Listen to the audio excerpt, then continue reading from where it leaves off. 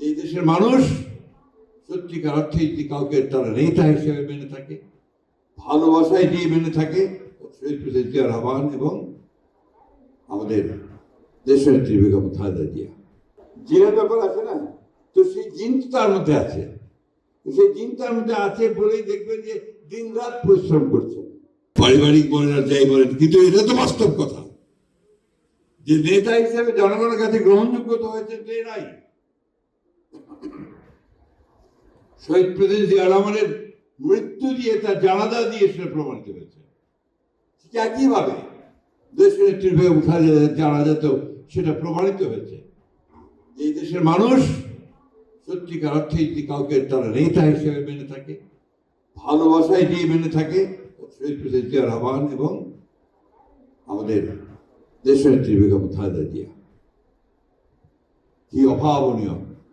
আমি বিস্মিত হয়ে দাঁড়িয়ে দাঁড়িয়ে দেখছিলাম যে লক্ষ লক্ষ মানুষ তারা আপনার নিয়ম করে লাইনে দাঁড়াচ্ছে, কাতারে দাঁড়াচ্ছে, কোথাও কোনো শব্দটি নেই।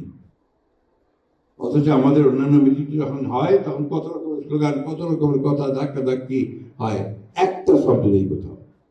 ওই যখন জানাজা শুরু হলো, গোটা ঢাকা পিন ড্রপ সাইলেন্স। এটা অভাবনীয়। Peoples acceptance.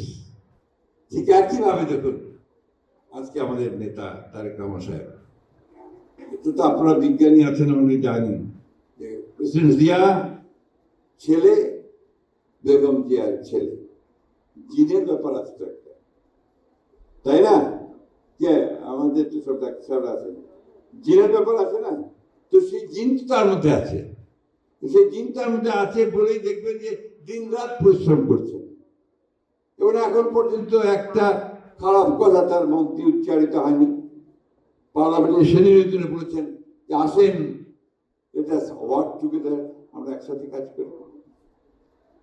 এটাই হচ্ছে আমাদের বিএনপির, আমাদের নেতার, আমাদের জিয়া রহমান, খালেদা জিয়া এবং আমাদের নেতার বৈশিষ্ট্য।